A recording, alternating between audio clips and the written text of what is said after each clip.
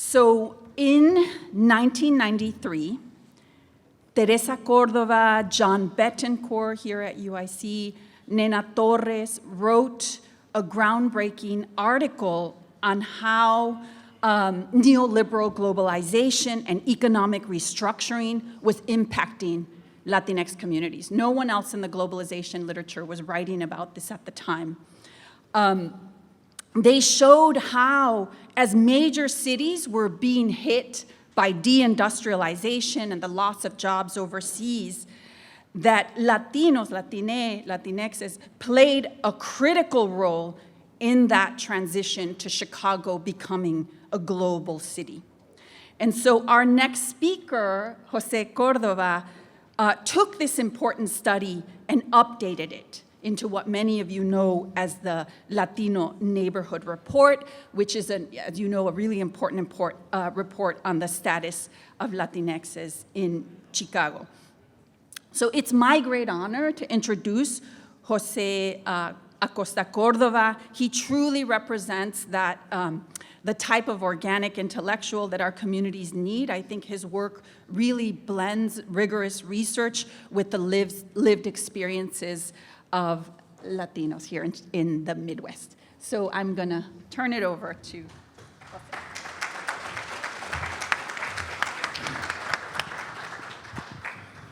Thank you, Dr. Macias.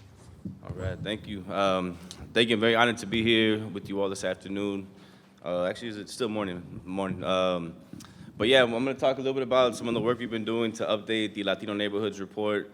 Like Dr. Macias said, in 2017, I was able to do this report. And actually in 2019, for my master's thesis here at UIC in the urban planning program, I actually updated the article that you mentioned that Dr. Córdova, Dr. Torres, and Dr. Betancur wrote, which was focused on the labor portion, right, and kind of looking at what the updates had been in roughly 30 years, seeing what some of that progress is like. So a lot of that, those two reports have gotten us into thinking more about the different dynamics of labor and how it interacts with things like transportation, where people are living, whether it's the city or the suburbs, and then what incomes are looking like and what wages are looking like. So I know if you were here at last year's Latino Research Initiative event, you may have seen me presented something on this, and I did promise that we would have this report done by today. Unfortunately, I'm doing my PhD right now. I haven't had a chance to completely finish that, but we do have some updates we're able to share with you today. And I think there's a document that was either passed around or is going to be passed around that has some of this information in detail. But first, I think many of you have seen this map, right? It's a dot density map. Where, in this case, each dot represents a person, so I was wanted to look a little bit clearer to folks to see where Black and brown and white and Asian populations are living in the city. But as many folks have known, right, we've seen this map before, where people are concentrated, the southwest side and the northwest side, and the far southeast side, in particular, the areas where you predominantly have Latino, Latinx populations. But we also are spread throughout the entire city, right? As somebody mentioned earlier, we're everywhere in the city and even now in the suburbs, right? And I think that's one of the really important things that we did with the first Latino Neighborhoods Report was identify some of those really critical neighborhoods where the growth was happening, right? The southwest side in particular, right? Which I think we in the Mexican report we kind of dubbed it the brown belt, right? Thinking about the history of the black belt, but now we have this brown belt on the southwest side. Which is predominantly Mexican. The northwest side is much more diverse, but still predominantly Mexican. And then in the initial report in 2017, I think we did 12 neighborhoods. In this one we're doing 14. So in addition to on the southwest side, you have Lower West Side, South Lawndale, Gage Park, Brighton Park, New City, and West Lawn and Chicago Lawn. And then the new one on the southwest side is Garfield Ridge. And then on the northwest side, you have, or northwest/north side, you have Belmont Cragen, Humboldt Park, Logan Square, Irving Park, and Albany Park. And since then, we wanted to add in the two neighborhoods because of different changing dynamics in terms of where people are moving to, but also because we changed the criteria to have it be above 20,000 people, 20,000 Latinos in particular. So these are the 14 largest in the city. But what I think is really interesting is that they actually only represent about 53.9% of the total Latino population in the city, right? So I think, I mean, just that right there tells you that the 14 largest neighborhoods is only just about half of the population. That's really striking to me because it tells you how much we're growing in other neighborhoods. And that's one thing we talked about last year at this event, right? Is neighborhoods like Portage Park, like Jefferson Park, like Ashburn, even places like Austin, North Lawndale, West Inglewood. You know, there's a major influx of Latinos, Latinas into those neighborhoods. So I think as we continue moving forward with this report, that's one thing we're going to get into is what are some of those changing dynamics, what can we attribute it to, which I think we have a pretty good idea, but we want to get into the data some more. And then the other thing is, since 2017, we've actually had a loss, I think, in 10 out of the 14 neighborhoods, a population loss. So the only neighborhoods that actually grew in population were Chicago Lawn, Garfield Ridge, New City, which is back of the yards, and then East Side. Every single other Latino neighborhood actually lost population since 2017, which I think is also very striking. In particular, Logan Square has lost more than 10,000 people, and of course that's one of the most gentrifying neighborhoods in the city. And even since 2017, we've had so many new buildings, and the rent is going up. And I'll actually talk more about Logan Square in a bit, because I think there's some other really striking numbers in Logan Square. But overall, this is also kind of a trend that we're seeing across the city, where we lost 15,000 Latinos since 2017, and these neighborhoods, these 14 neighborhoods, actually lost 36,000 people collectively, 36,000 Latinos collectively. So, where are they going? Whether it's in the city or the suburbs, we want to try to get into some of that data with the actual report. But I think these really, just in 7 years where we've seen these changes, is really striking. So. I want to get into this conversation around the kind of the intersection of income, transportation, and employment, which I think is a really critical aspect of like our realities and our experience in the Chicago area. So this map shows the median income of Chicago. No surprise to, I think, a lot of folks, right? The north side, particularly along the lake, is where we see the majority of our wealth concentrated in this city. And you see black and brown neighborhoods of the southwest side, the south and west sides, and the southeast side are much lower on average.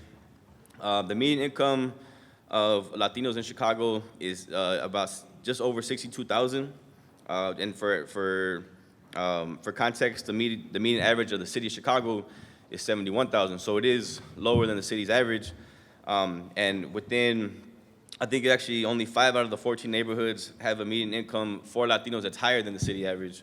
And actually the two highest are Garfield Ridge at about 100,000, and West Lawn at just over 75,000. So I thought that was really interesting to me that we have, because Garfield Ridge is a neighborhood that's over 50% Latino, where we have more than 20,000 Latinos, and the median income is just over $100,000.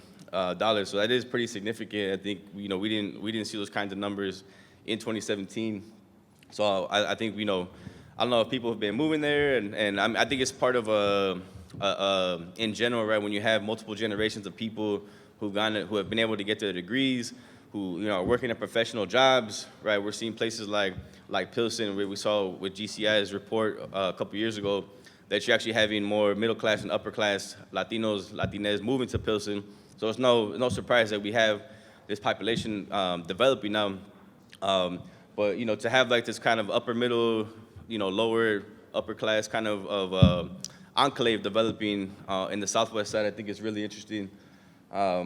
So if anybody lives in Garfield Ridge here, you're living in an upper middle class enclave based on the numbers. And then subsequently, the population or the neighborhoods with the lowest median incomes for Latinos are Little Village, Back of the Yards, and Humboldt Park. Little Village in particular is at 39,000, just under 40,000. So it's well below the city's average, and even much lower than the average of non-Hispanic whites, which is about 104,000. Logan Square in particular which of course we mentioned, right, is the most gentrified neighborhood over the past 20 years. The median income of non-Hispanic whites is $70,000 higher than it is for Latinos. So I think, again, when you have this amount of just this discrepancies in incomes in a community like that, right? We see what's happening along Milwaukee Avenue, along Logan, you know, and then you go to parts of Logan Square like on Fullerton, and it's a very different reality. So I think that's really another thing we want to kind of get into is those different dynamics. And then what's also interesting is that in some of the neighborhoods where non-Hispanic white population has stayed in our communities, we actually have 5 out of the 14 neighborhoods where the median income for Latinos is higher than it is for non-Hispanic whites. And then there's actually 2 neighborhoods where the median income for non-Hispanic blacks is also higher than for Latinos. The one thing, though, we also have to keep in mind when we're talking about household income is the way that these numbers are calculated, right? When we're talking about household income, we're talking about multiple incomes in a household, right? And that's why when I did my master's thesis initially, and actually the initial study that was done in '93, and then my updated study, and then of course now with this Mexicans in Chicago report, right? Looking at wages. Wages is a very different conversation than household income, right? And what the numbers have shown now for years, for more than 30 plus years, is that the wages for Latinos are actually lower on average than every other racial ethnic group, right? But the difference is, of course, we have much higher household sizes, right? So we have multiple people in our household that are working. So collectively, we're earning more, right? And that's just something that, you know, is part of our culture, right? Multiple generation households, and people are working. But more often than not, even for some of you folks that are working in professional fields, you're getting paid a lot less than your counterpart, regardless of race or ethnicity. And I think that's a really important conversation to have when we're talking about poverty, when we're talking about, you know, the working class or the working poor, right? These things are still a major reality for our communities. And then that also has a direct correlation then between jobs and transportation. So one of the things that we've also have identified is that on average, Latinos have to drive more to get to work than every other group. And we saw these dynamics start to play out during COVID when we were, you know, us and other groups where, you know, that population that was not able to work from home, that still had to go to whatever, you know, employment you had, right, with those essential workers, right? More often than not, they were a person of color. More often than not, they were Latino, Latine. And of course, people were having to drive to get to work. So we actually took the 5 kind of largest neighborhoods on the southwest side, are like this little bundle of Little Village, Brighton Park, Pilsen, Gage Park, and I think it was Archer Heights. And just to get a sense of like how they people in those areas get to work, and then also subsequently whether or not they actually worked in their own communities. Because one of the things that we've seen in this city, and I'm sorry, I forgot to mention, this map shows the purple are the industrial corridors of the city, right? So that's where heavy industry is concentrated. One of the arguments we've heard from city officials or from many local politicians is that these industrial corridors are bringing employment opportunities to our communities. Therefore, the pollution that you experience is justified, right? Well, you gotta deal with this warehouse, but it's bringing jobs to your community. Or you gotta deal with this, you know, so-and-so XYZ industrial facility, but you're benefiting economically, so it's okay. All right, it's okay that you're getting exposed to air pollution every day. But what we're seeing by the numbers is that the majority of people in these communities are not actually working in these communities. Now, not only that, the majority of them are actually having to work outside of the city of Chicago. So with these, with these 5 communities, for example, right, we had 11.1% of the people who actually lived and worked in these communities, right? So that's a really low number. And then the 46% of the jobs that were in these communities are occupied by people who actually live outside of the city of Chicago. So not even people in the city of Chicago are benefiting from this, but from outside of the city, right? And these include 5 of the largest industrial corridors in the city, right? So we're talking about you know, thousands and thousands of jobs that are not going to these local community members. And then in these 5 communities, we had just under 40% of the population that worked outside of the city, and an additional 13 that worked downtown in the Loop. So I think when you look at them, you know, those numbers with the map like this, right? This shows a percentage of people who have to drive to get to work. And in the neighborhoods that we're looking at, we had 10 out of the 14 that over 40% of the people actually had to drive to get to work, with the highest being Belmont-Cragen, and they're much higher than the city's average, which I think is like 30. I think I have it on the 33.6. So on average, we're driving higher not only than the city, but also non-Hispanic white communities in particular. And then again, I mentioned, right, that the vast majority of the employment opportunities are going to people from outside the community. So that's a major concern. And then the fact is that we also take public transit to get to work at much lower rates. I won't go through this big table because it's a lot of information, but the table is on that document. You'll get to see on average, right, how people are getting to work in public transit at much lower rates. The one difference is actually neighborhoods like Logan Square, Lower West Side, and even Albany Park, Irving Park, right? These are also neighborhoods where there's a direct train line that goes through there. One of the CTA lines goes through there. And you can see that's evidence with this map right here, right, which shows how people get to work, who uses the actual train to get to work. And it's really, really, really focused along the red line, the brown line, and the blue line. Some other areas as well, but those three lines that kind of serve the north side, northwest parts of the northwest side are where we see the most people who take public transit or who take the CTA train to get to work. And we actually have some of the highest numbers in the city for neighborhoods who have to drive to get to work. So I think the reason why I think this is also so significant is because when we're talking about the amount of people who are moving to the suburbs, who have to drive to the suburbs, right, that there's a ton of employment opportunities along I-55, for example, or many other employment centers in the different suburbs, and on average, if you're losing that much time a day just on getting to work, right? I mean, your average commute is well over 40 minutes just to get to work. That's time you're not spending with your family. That's time you're not spending working. That's time you're not spending at the gym or whatever it is you want to do. That's one really critical thing. But also then urban planning, development-wise, right? The way we're developing or not developing our communities is not based on what's actually happening in these communities, what's actually needed in these communities. And the fact is we have some of the least walkable communities because we don't have certain infrastructure. We have some of the least bikeable communities because we don't have that infrastructure. And a lot of it goes down to the way that planners are either planning or not planning for our city, for our neighborhoods. So that's one thing we want to get into more detail with the report is just the role of transportation, but also population density, right? We have some of the most densely populated communities in the city, but we're not located downtown or along the lakefront. So planners very often, dismiss our communities when it comes to population density or what's needed. And a big reason for this, especially with the southwest side, is we have these industrial corridors in our communities that take up a great amount of space. So if you're working for the city or for CMAP and you're looking at a place like South Lawndale, you're gonna get the data for the whole community area. And in that community area, almost 43% of the total land is dedicated to heavy industry. So those numbers are included when you're talking about population density. So that completely skews the numbers. When you look at Little Village as a whole, for example, and take out the industrial area and you only account for where people actually live, Little Village has a higher population density than New York City as a whole, right? But we're not talking about that when it comes to planning. We're not thinking about that, about walkability, about bikeability, about public transit access. And really, Little Village doesn't even have access to the pink line that great, compared to other neighborhoods have access to their lines, right? So I think it's the way population density is thought about. We want to get really into much more detail about that. And then other things that we talked, these are all key discussion points we had from last year that we're still continuing.